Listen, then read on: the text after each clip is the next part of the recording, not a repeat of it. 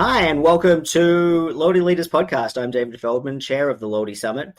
And this week we actually have Loyalty Summit CXM coming up in Copenhagen, Denmark, April 17, 18. It's going to be a fantastic couple of days this week. We have a super impressive roster of retail loyalty experts to talk about the theme of intelligent loyalty. So it's going to be a brilliant event.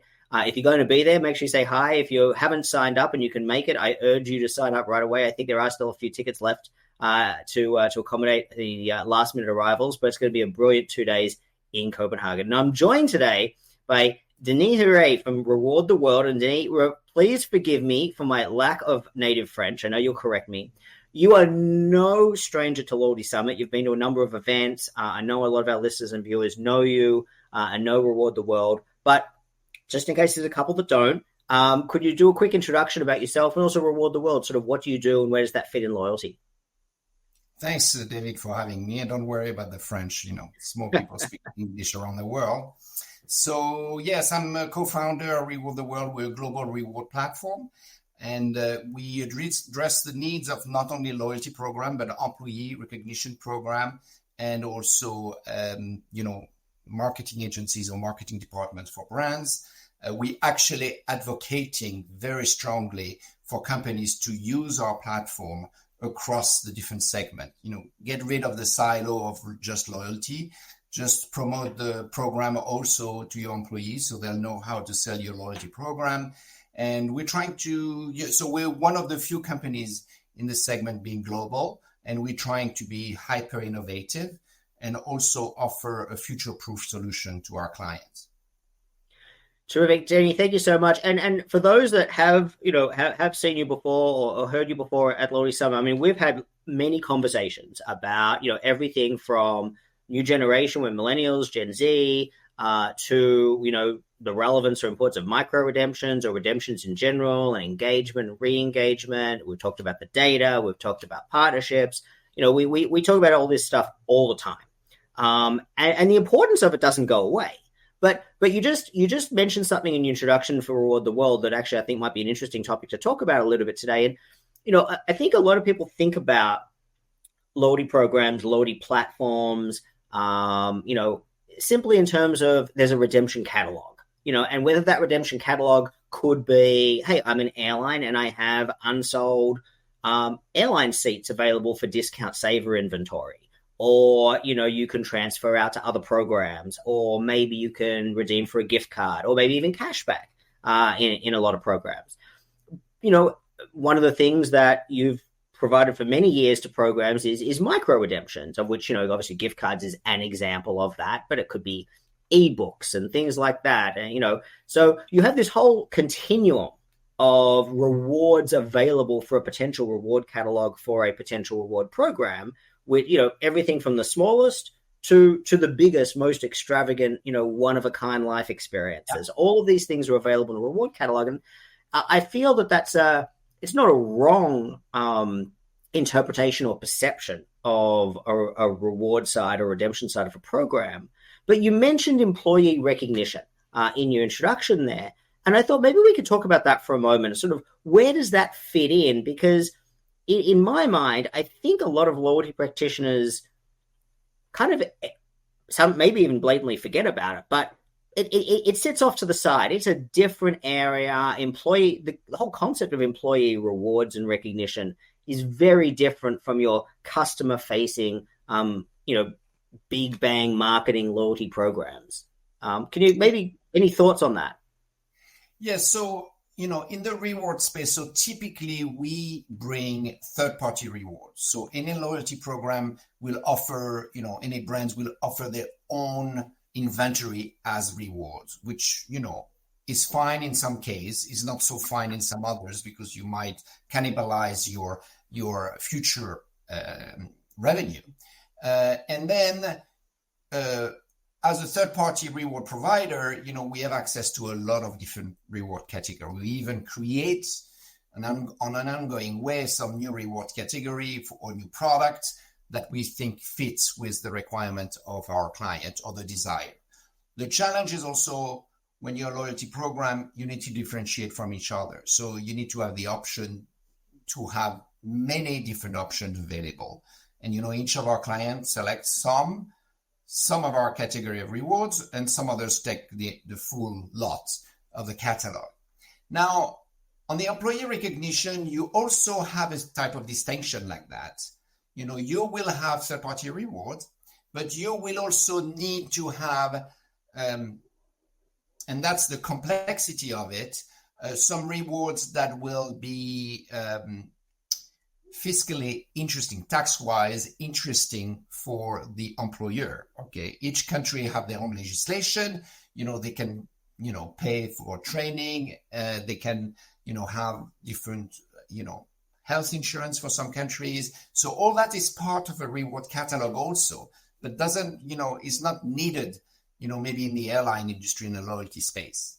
So now what we're advocating is to have one global reward platform across your organization for one very simple reason: it cost effectiveness. Mm-hmm. Why would you, well, first of all, in the loyalty space, and we had many times this discussion, is why would you have a silo for loyalty and the loyalty members not be connected to your normal CRM solution? So the concept of microservices has come to light in the last few years, where you actually use your CRM and then you plug in extra features, and we're actually an extra service as a reward platform. So if you connect it to your loyalty platform, you can totally connect it to your employee recognition platform. And the benefit of that, and for the client we've done that for, then your employees start having an understanding, even if you don't reward, the point system is different, they have an understanding on how your clients are rewarded through the loyalty program. Ultimately, you want your employee to stay in the company and be loyal to your company. So it's a bit the same concept. And if your employee know how to sell your loyalty program, that's an extra benefit. We work in the hospitality industry, where you sometimes have 20,000 employees, from front desk to, office workers. So you need to be able to have an offer, and they need to understand what's available to them, but also to the clients, and to the members. So that's where it makes total sense. And then if you have the platform, then, why not use it for other marketing usage, as we call it?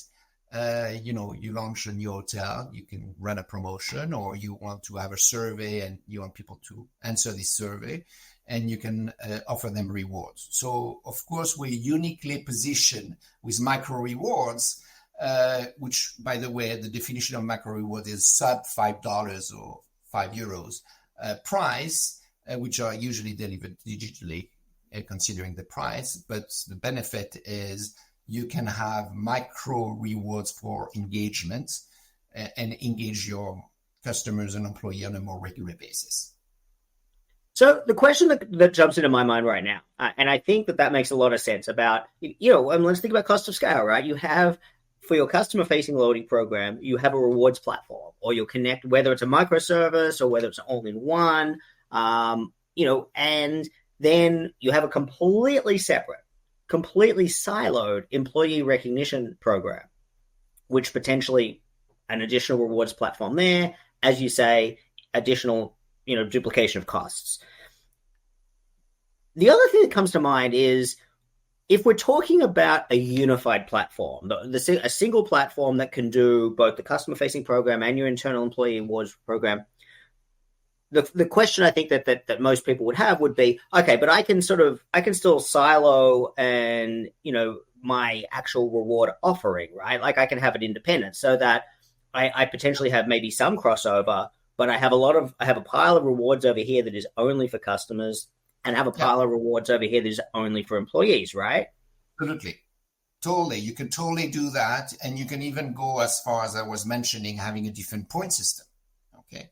Now, one of the complexity of rewarding on a global basis, we had the example of a product manufacturing company. You can't, you usually rewarded or recognized based on, the salary package you get. So when you acting globally, people don't have the same wages everywhere around the world. So you need also to be able to adapt that. So you can have also different rules per region. So it's a pretty sophisticated solution. And, we're an enterprise level platform. So, all that is pretty much built in our solution. So one of the questions that I always ask you whenever we chat is, about the data. What have you been seeing both with your clients and, the ability to sort of aggregate up and see behavioral trends with customers and things like that? I ask you that all the time. Relevant to this discussion, do you see differences in redemption behavior or perhaps re-engagement of active members different from customer-facing rewards redemptions versus employee redemptions? Yes, there's some significant differences. Okay, I would say the first one is a cultural differences. So from country to country, you will have different pattern of redemption. Okay, now overall, the market is moving towards more micro redemption because the new generation coming is interesting to have everything now. Okay, instead of waiting for 5 years to have enough points to have a flight to Mexico, they prefer to have rewards on an ongoing basis. So that's why things are changing. Now, in the employee recognition, we will also offer things that do not exist for members, like in some countries, health insurance or e-learning features. So that's also changed. In the employee recognition sector, charitable donation is a pretty significant part. And also around Christmas, employee will tend to redeem their points to, offer gifts to their families, their friends, and things like that. Now, most companies don't offer enough points to have a flight ticket to somewhere. But, through our platform, we're a point and cash solution, so people can add to the value of their points and payment in cash, which will allow them to afford more pricey items. It's interesting because we always have this debate, right? And I don't mean you and I mean in the industry, of the importance of micro redemptions, but at the same in the same breath that it can't be all about micro redemptions because nobody joins a program for the purposes of micro redemptions. It's just that's just not the reason someone joins a program. To paraphrase every senior airline loyalty executive, the reason somebody joins our frequent flyer program is because they want a free flight at some time in the future. That's the reason. But as we all know, and I always use this US example, but it applies in Europe, it applies in Asia Pacific, applies in South America. Everybody joins a frequent flyer program because they want a free flight somewhere in the future. And, they love to dream about the idea of that first class flight to Paris or Tahiti or Fiji, Hong Kong, whatever it might be. But the truth is they redeem them for an economy flight to Wichita to see grandma for Thanksgiving or Christmas or whatever it might be. That's just that stereotypical US example. That's what the data shows. That's what people do. And it's what people say. And there's a huge difference between them. But to your point about micro redemptions, the big sexy redemption items is what attracts people into a program. It's that reward proposition. But in practice, a lot of them, once in, decide, hey, you know what? I want some that immediate satisfaction, that immediate redemption opportunity, and having those lower hanging fruit available for quick redemptions. Because I think one thing you sort of hinted at it with earn rate, right? But we don't talk about it enough, and that's earning velocity. It doesn't matter how many points you need for a redemption. It can be 10 points. It can be 10 million points. The question is, how long is it going to take me as a new member to reach a redemption that I find relevant and desirable?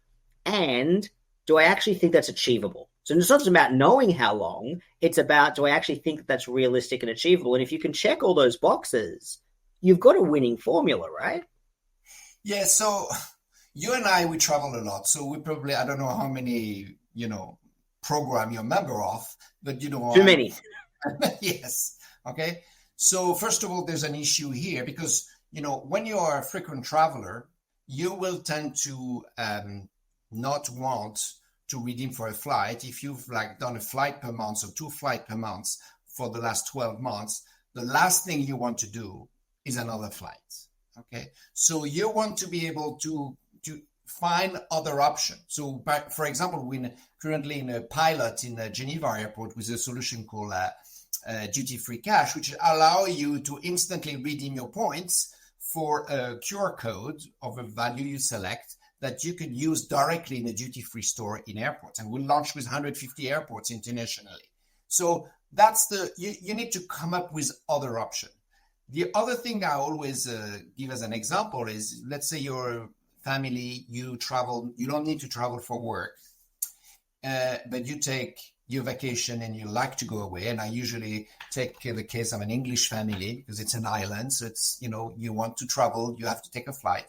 And if a family of 4 travel once a year on British Airways every year, okay, they will never earn enough points to get anything out of the program. So there's a point where, so to that, so the macro rewards is perfectly fine for that type of members. But also that's why we've also built over time the solution where you can, exchange your points between different loyalty programs. Because also the frustration is, okay, when you're an airline, you're probably going to keep your program and going. But if you join a loyalty program outside the airline industry or the hospitality industry, maybe you'll never have enough points. Okay. Mm-hmm. So maybe you want to transfer this from somewhere else. So, that's the type of features we offer. So it's, at the end of the day, you need to know very well your audience and being able to offer them something significant enough for them to be able to, join your program or stay in your program. And that's where the rewards can move from being a reward to just a mechanism to engage. And that's what you say. I mean, really, but there's the meaningfulness, right? It's the meaningfulness to make them feel that it was worthwhile, because ultimately what you're wanting to do is give them the feeling when they make that redemption of, hey, this is fun, I want to do it again. And you want them to associate that positive feeling with your brand, your program, because that's what allowed them to achieve that. Exactly. Now, I was listening to a podcast earlier today, and this guy was talking about, in restaurant industry. Okay. So, the first time you get a new customer in your restaurant, if the service is impeccable, the food is fantastic, okay, you have 40% chance that this user or this client will come back to your restaurant. Okay. The second time he come, okay, you suddenly, if everything is still perfect, they're welcome, you recognize that the second time they're coming, they have 42% chance they're going to come back again. So where it's becoming interesting is when it's the third time, you convince them to come back the third time, then the chance, and everything goes well, the chance that this client will come back jump to 70%. It's a huge difference. It's a huge difference, but it's interesting. It's interesting that it takes the third time. Exactly. And I think that's ignored too often in most programs. Okay, so the guy says, okay, the first time they come, you need to recognize it's the first time they come. And then maybe you say, okay, you had the T-bone this time. Next time you should try our chickens. Fantastic. Here's a $10 voucher for next time you come. The second time you come and you say, how was the meal? Fantastic. Okay, great. Do you want to say, no, I can't stuff up. Okay. Next time you come, the cheesecake is on the house. Then each time you give them a reason to come back, it's not massive. Each time they will have gone through 3 meals, or 2 meals, and the third one before you give them something for free. So when you look at the cost versus the benefit, it's tremendous. But, we tend to, things tend to not go as smoothly. And some programs are not built to have this build-up. We always say in marketing advertising, unless a potential prospect sees 7 times your message, they're not going to call you back, okay? Well, you understand in the loyalty space, for psychological reason, it's a little bit less, but if you offer a fantastic user experience, the user will come back. And, I don't want to be the Debbie Downer on it, but the inverse works as well, right? Is that you can put all this investment in with your loyalty program. You have the best loyalty program in the world. And to use the restaurant example, right? You can have the best rewards program. You can have the best food in the world. You can have the best wine selection in the world. The reality is that customer has a bad service experience. You're over. It's game over. Now, the only thing that might save you is if they had already been so many times and they had a point of reference that it was impeccable every time, and there was one slip up, and you absolutely nail the service recovery. Then and the data on this is actually fascinating. Is over the top fascinating. Is that in that circumstance, and there's a lot of ifs. There's a lot of ifs. If they were a regular customer with perfect service, if it was only a one-time slip up, and if you really nail the service recovery, then that customer is even more loyal than the customer who just was sailing along with a perfect experience every time. And to me, that's the most fascinating, but it also shows, I think, that the takeaway, the lesson as practitioners is, it's a lot of hard work. It's a lot of hard work, and it requires a whole of brand approach. It can't just be the loyalty manager or the marketing department that's looking after this. It requires everybody. If you're an airline, obviously you have operations and you have sales and distribution. If you have a restaurant, it requires front of house, back of house, ordering, marketing. I'll give you 2 examples, okay? Because I think the challenges of customer service is not the people who are on the phone. It's a management issue. So I won't mention the airlines, but once I book a group of 10 people, okay? And I don't know, I go through the process. They have a group booking online, okay? And I don't know, it crashed, doesn't confirm, doesn't take payment. There's a challenge. I call. After the 5th call, the person I have on the phone say, "Oh, but it happens with all airlines." I said, "No, it doesn't." Okay. And the person on the phone obviously had no power to do anything. Mm-hmm. Okay. And then, for that destination, I had no choice. So I end up having to rebook. But end of the story. But then, I'm like, I'm not going traveling with them as much as I can. When you have a choice, when you have a reasonable alternative, you're looking elsewhere. So, I went skiing this winter. Okay. I love skiing. And we went to a place and, we like to have an Irish coffee once in a while. So we go to this place and say, "Do you have Irish coffee?" Say, yeah, we can make you one. And the guy serves us the Irish coffee and he says, "How was the Irish coffee?" And he's not the manager. He's just one waiter in the place. And I said, "Well, to be honest, you ask me, I'm not from Australia, but I can be very direct." And I tell the guy, "Irish coffee is a bit cold." I'm like, "We're on the slopes here, He said, "Okay, no problem. We'll redo it for you and we won't charge you." So the guy needed to have the authority to do that. Mm-hmm. And for the week we were there, we went every week, every day of the week. So that's where it makes a huge difference, and I have many, many different experience. And a lot of companies, you have to reach to the CEO or a C-suite level to actually have something happening. But what people don't realize is that when you have a bad experience, if the company you're working with, make the points to correct and do it in the proper way, they can convert the unhappiness of the customer to become a very loyal customers and even, upsells them stuff. So, there's, it's a key component. Mm-hmm. It's fascinating. Sorry, as you were just, please. Without going to the Zappos extreme, but ultimately that's what makes the difference. People want to talk to people, and they want to have the service they feel they deserve, and the expectations are getting higher and higher. So people have to, get organized. But that's right on, and it's fascinating. So as you're talking through this thing, I'm thinking to myself, you know what, we've got a lot of fun topics coming up at Loyalty Summit CXM this week in Copenhagen, and we've talked on the reward mechanism, the importance of customer service, the importance of it being a whole of organization approach, and that it starts with buy-in from the C-suite. It has to be whatever the design goal or commercial objectives of the program are. It has to be a goal in the pocket of everybody in the organization. It can't just be marketing. It can't just be the loyalty program. It has to be everybody. The empowerment of frontline employees, who are actually the ones closest to the customer, who actually know what's going on with the customer, have to be empowered to not just make things right when they go wrong, but to implement the designs of the corporate goals as well. Everything happens at the front line and has to be supported. We've talked about the technology integration.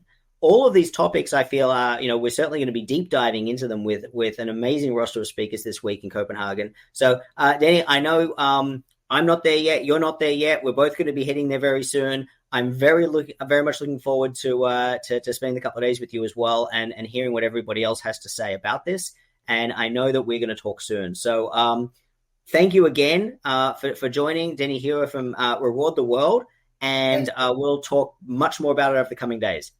Okay, great. Thank you, David. Thanks, Danny. Thank you.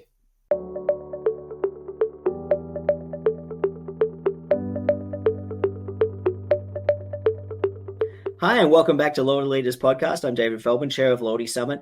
And today I'm joined by Jonathan Silver from Engage People. And Jonathan is no stranger to Loyalty Summit, and he's going to be joining me this week in Copenhagen for Loyalty Summit CXM. And the theme of Loyalty Summit CXM this week is intelligent loyalty. And we have a fantastic agenda planned for the event. So loyaltysummitcxm.com if you want to check out the agenda, or if you haven't yet registered and you can still make it, I urge you to come along. It's going to be a fantastic, jam-packed 2 days. Jonathan, this week, excited about CXM in Copenhagen? Looking forward to it. Never been to Copenhagen, so this will be great to see everyone again, and also great to see a great new city. Perfect. Absolutely. Now, we've had many chats over the years, Jonathan. Great support of Loyalty Summit. We've talked, a lot about, about member engagement, about partnerships, about the commercials and the financials, which is pretty unsexy to most people, but super important when it comes to loyalty programs and getting approval for things from upstairs. If you're a loyalty manager, it's kind of important to have your finger on the pulse of that. But one of the things I want to talk to you about today, and I think it's going to be topical this week in Copenhagen, is going to be about payments. Sure. And you got maybe a quick 60-second introduction of yourself and Engage People for those that aren't familiar, sort of what you do, and that might cover some of the topics we've talked about in the past. Sure. So Jonathan Silver from Engage. We're a loyalty technology company based out of Toronto, Canada. We are building a pay with points network for the industry. And so the goal, or our vision, is to build a set of rails that people can use to enable members in their program to utilize their loyalty points as a form of payment directly at a retailer at the time of checkout. And the whole platform is built around not changing anybody's processes or not changing any member behavior. Just, as you go, you tap your card to pay, and it just says to you, hey, do you want to use your loyalty points for that?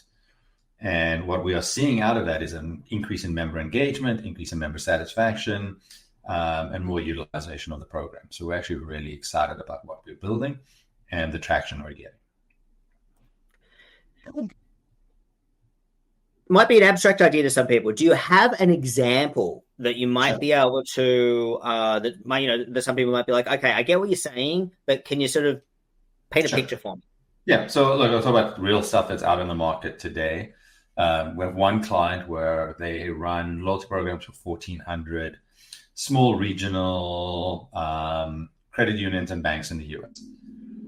We've enabled people to redeem their points in multiple places.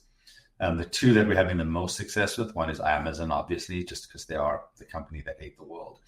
And members are, you shop at Amazon as normal.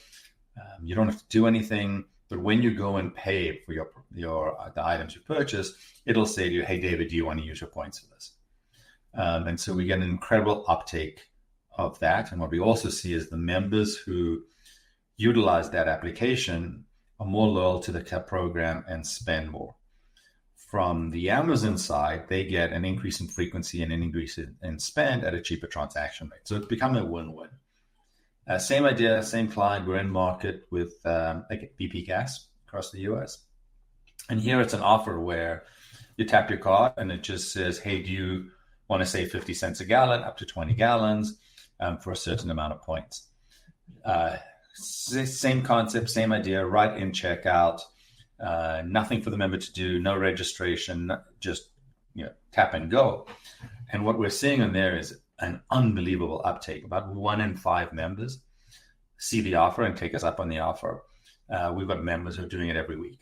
And so huge engagement, great benefit for the retailer, great benefit for the program, and the members are loving it. So, I'm thinking there's 3 components here, and correct me if I'm wrong or I'm missing a trick. But really, what you have is you have partner uplift, which is obviously a goal of any partnership, because there's plenty of programs that have partnerships, whether it's on the redemption side or the earn side or both or something different. And a minuscule amount of members actually engage with the partnership, and honestly, the reality is there's more administrative cost in the partnership than there is in benefit to the partner. So obviously, you want activity within the partnership itself, so that both partners see some value. I see when we're talking about redemptions here, we're talking about for the program, the loyalty program, we're talking about managing redemption costs. You want redemptions that members like to use, are interested in, that will motivate behavior, but at the lowest possible cost. But then the third thing, and you and I always talk about this, is our favorite topic, it's engagement or re-engagement. And we know not everything is a winner. Not every tactic is a winner with that. And there's a lot of A/B testing, right? You have 2 potential things that members can engage with or redeem on or whatever it might be. And we see that some outperform others. You sort of just touched on those 3. Am I missing any other elements that loyalty managers should be thinking about with this?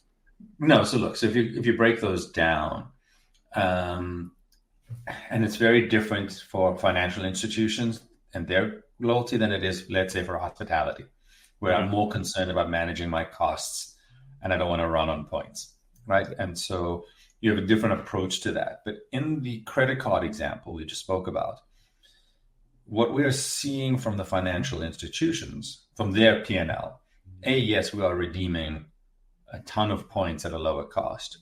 But more importantly, we're increasing spend on the card.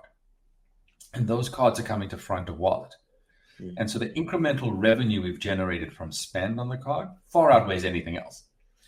For the merchant, you are acquiring new customers at an incredibly low cost. Or your existing customers, you may be subsidizing it, but at a lower cost to you. And so you're really subsidizing as a discount for your own customers without costing you anything. And so it's a win-win there. And members are getting more utility and more value for their points. So everybody's winning in the process. It gets a little trickier when we get into hospitality loyalty, so airline points, hotels, where we can't always just do an always-on offer. They can't afford the run. And so we do different things around targeting, changing the value, things like that still drives the same benefit, a little bit less uptake, but we still get to a more cost-effective way of engaging your member.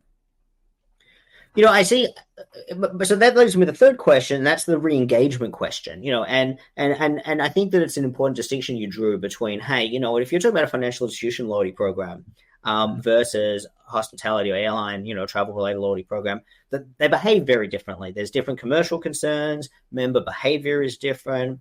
The spectrum of the value proposition within the program is different as well, because financial institution typically, the benchmark alternative for redemption is going to be some kind of cashback offer as a simplistic general rule. Yeah.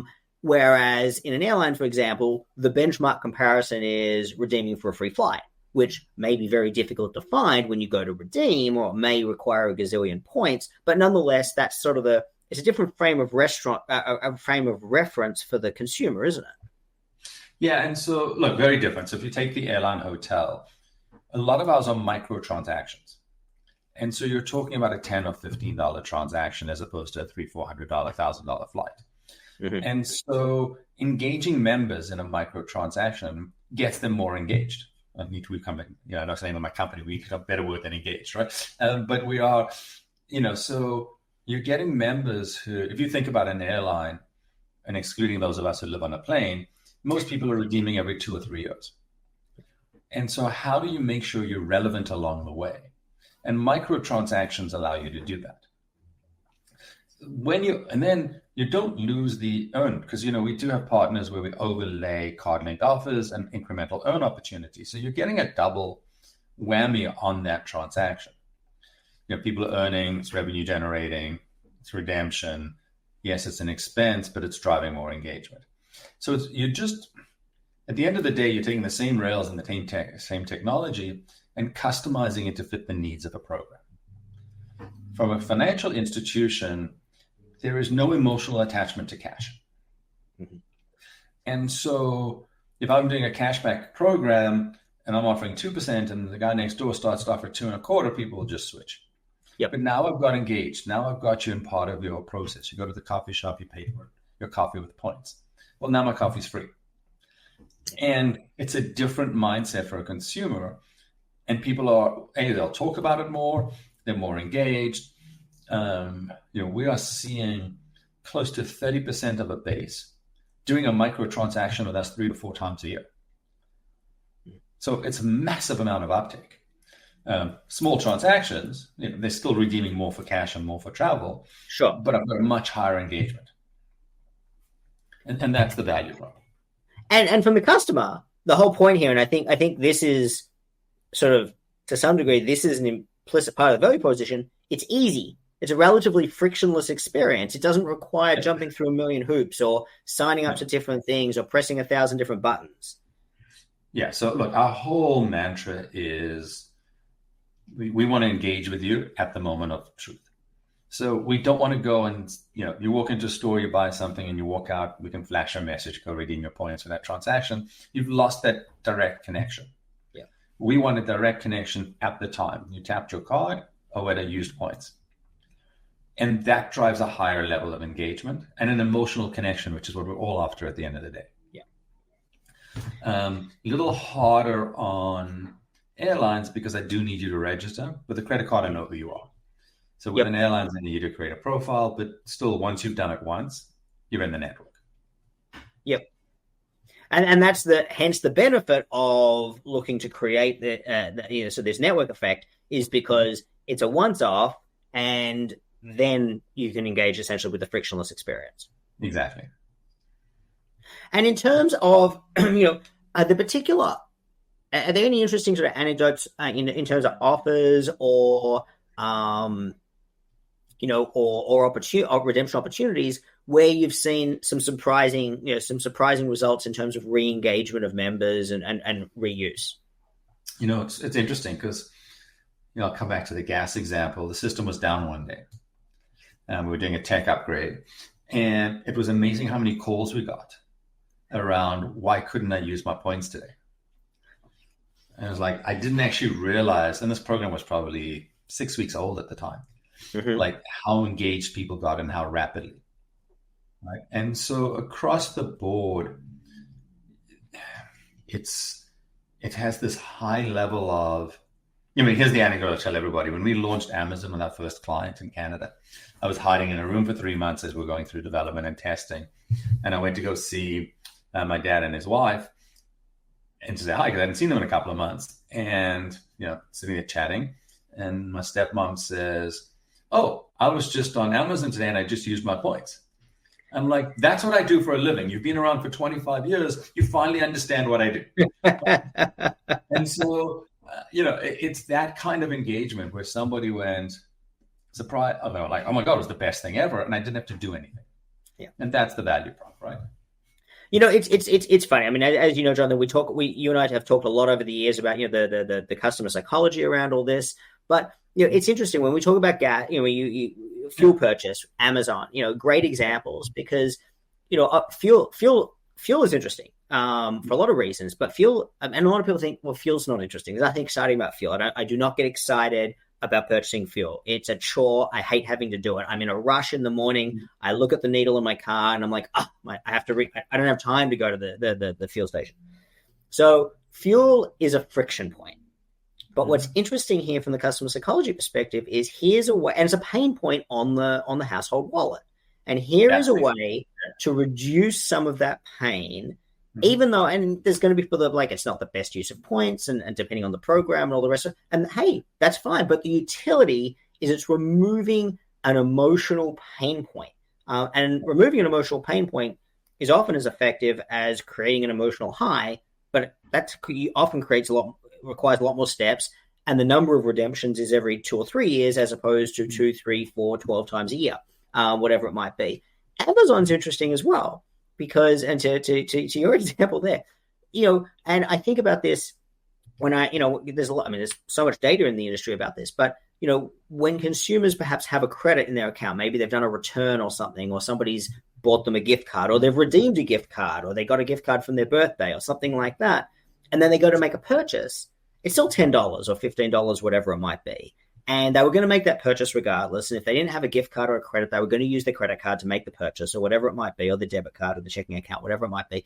But now, because they're using a gift card, it feels to them, or a credit, it feels to them like it's free. So the same thing. I have an option to use my points. I'm using my points. It didn't cost me that $15 off the credit card. And I know there's plenty of accounting types out there that are just like, it's the same. It doesn't make a difference. It's still funny money. But emotionally and psychologically, that's not how consumers behave. Consumers see it and feel a difference.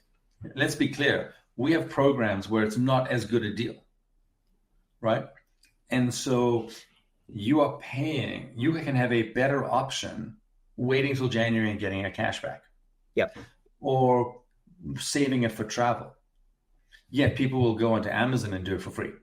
Yep. Right? By the way, my wife included, I had to explain to her, like, I run these programs. I know it's a better deal to go travel, right? And we're going to travel. And so, but the psychology is exactly that.